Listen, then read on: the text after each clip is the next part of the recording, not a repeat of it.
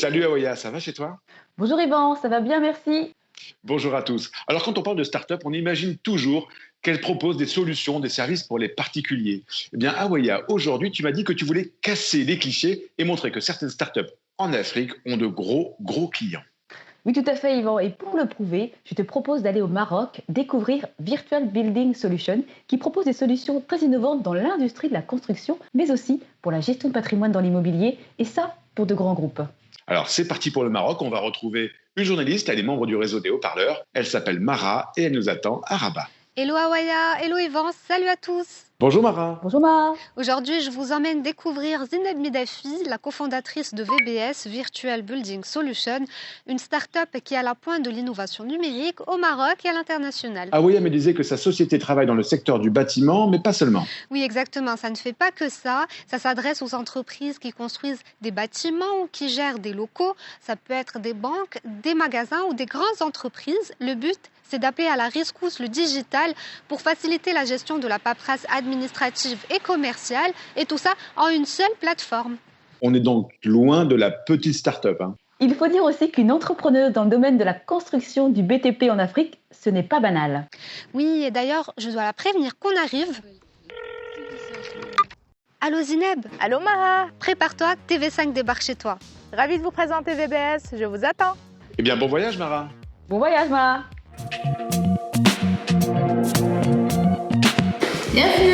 Merci Zineb.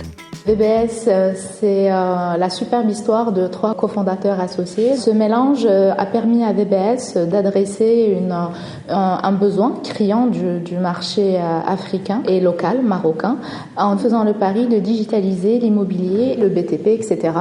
À titre d'exemple, un des grands opérateurs que nous servons a un projet international, donc le bureau d'études peut-être à Paris, le maître d'ouvrage il est basé à Casablanca, l'architecte à Singapour. Tout ce beau monde-là, ils peuvent communiquer en temps réel à travers une plateforme digitale en optimisant la communication et en offrant un espace sécurisé d'échange et de traçabilité. Aujourd'hui, VBS compte dans son portefeuille client que des clients triple 1.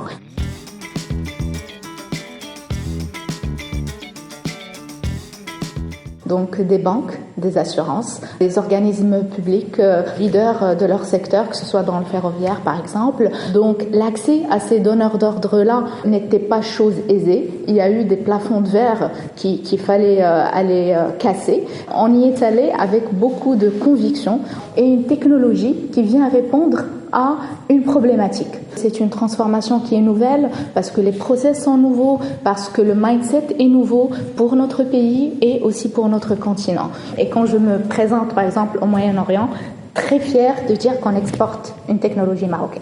Alors, je viens de quitter Zineb, je trouve sa solution digitale super intéressante. Effectivement, sa solution est vraiment innovante et c'est une vraie battante hyper connectée. Oui, exactement. Et puis, ça fait plaisir de voir des femmes comme elle qui font bouger les choses dans notre pays. Ce qui serait chouette, c'est de voir comment sa solution fonctionne concrètement. Alors justement, je vais me rendre à la capitale marocaine, Rabat, où se trouvent les plus grands clients de Zineb, l'Office national des chemins de fer, l'ONCF, pour voir concrètement comment s'utilise cette application. Super, on te retrouve là-bas alors. Bon voyage. À tout à l'heure. C'est à la gare de Rabat-Ektel que Rokhia Belkbir, directrice du système d'information et du digital de l'ONCF, nous donne rendez-vous. Ce n'est pas un hasard puisqu'on est sur le site pilote de la solution VBS utilisée par le géant marocain du ferroviaire pour sa gestion du patrimoine. Cela inclut toute la gestion administrative gérée entre l'ONCF et les enseignes ici présentes. La gare aujourd'hui, c'est beaucoup plus un lieu et un centre multiculturel et multidimensionnel et multiservice surtout. Et les services sont fournis par nos partenaires. La solution VBS nous permet de gérer cette relation locative avec nos partenaires. Digitaliser la paperasse administrative est un exploit dans un pays où il s'agit d'un véritable casse-tête. Pour mieux comprendre concrètement comment s'utilise cette application, Rokhia Belkbir nous accueille dans son bureau au siège de l'ONCF. Tu peux montrer le pilote s'il te plaît? En fait, on ne gère pas que les gares. Toute la valorisation du patrimoine de l'ONCF, elle est aujourd'hui intégrée dans notre solution VBS. Par exemple, à travers cette plateforme digitale, l'ONCF peut encaisser le loyer payé par les entreprises qui louent leurs locaux, signer les contrats ou encore suivre l'aménagement de la gare à travers ce plan numérique. Maintenant, on dispose d'une solution avec une certaine ergonomie, avec un système de reporting simplifié qui a amélioré la productivité des collaborateurs et des gens de métier. Et voilà, j'ai fini mon petit tour sur la tech au Maroc. Alors, qu'est-ce qui te plaît le plus dans ce que tu as vu? Ça fait plaisir de voir des entrepreneurs et des entrepreneuses qui ont de bonnes idées ici au Maroc et surtout qui les concrétisent avec détermination et conviction. C'est important pour toi que ce soit une femme qui soit à l'origine de cette initiative? Exactement, et ça casse un peu l'image réduite de la femme maghrébine et marocaine, enfin aussi africaine, que certains ont sur nous. Alors justement, on va retrouver Zineb. Elle va nous en dire un peu plus sur son innovation et la tech au Maroc. Salut Ma. Salut Ma. À bientôt. Salut Zineb. Bonjour Salut, Ma. Zineb. Bonjour Aweya. Alors Zineb, on voit dans le reportage que tu travailles aujourd'hui avec de grands groupes marocains qui font partie de ces fameux champions nationaux du pays. Comment as-tu construit ta relation avec eux et notamment avec les grandes institutions publiques? Au fait, la relation est venue d'une façon très naturelle. Il y avait un besoin et nous, on avait une offre qu'ils trouvaient intéressante dans le sens où ces champions nationaux avaient entamé le virage de la transformation digitale, où le souhait était de dématérialiser un peu toute la façon de faire classique qu'ils connaissent aujourd'hui, à savoir les documents qui sont échangés d'une façon papier, parce que nous, notre objectif aussi, c'est d'atteindre le zéro papier à travers notre technologie, avoir des gens qui collaborent en temps réel. Donc, VBS offre des solutions de collaboration digitalisée qui aident les équipes à améliorer leur façon de faire et de travail quotidien. Mais c'est facile pour une start-up d'accéder à ce monde des grandes entreprises? Au fait, facile, non. D'où la beauté de la chose et d'où la beauté du challenge. Donc, oui, certes, on est une start-up, mais une start-up avec une technologie qui a été détectée d'ailleurs par un écosystème de l'entrepreneuriat, qui soit local, marocain ou international. Voilà. Donc, nous, on n'est pas dans une approche client-prestataire, on est plus dans une approche de partenariat pour accompagner un écosystème qui se digitalise.